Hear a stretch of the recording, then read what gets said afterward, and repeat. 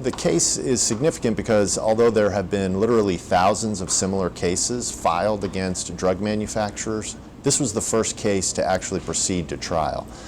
And the judge yesterday issued a ruling, there was no jury in the case, that Johnson & Johnson, the consumer products giant, was liable for the damage that the opioid crisis has caused in Oklahoma and ordered a payment of $572 million.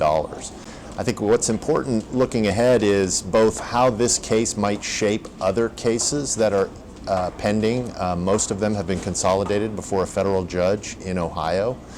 And also what that money will be used for. That will be very important looking ahead. I talked to some people on the front lines dealing with the opioid crisis in Oklahoma, and they say that the needs are desperate for housing, for treatment facilities, for testing, all these different kinds of services that people need in Oklahoma.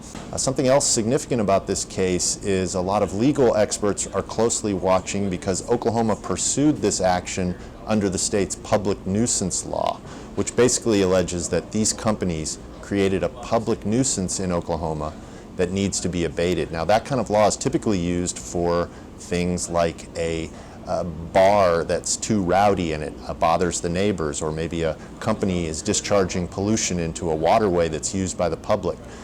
So this was kind of a unique legal tactic that's being closely watched. I think moving ahead, there will be a lot of interest to see how this might shape settlement discussions between municipalities, tribal nations, cities against drug companies and drug distributors for the same thing.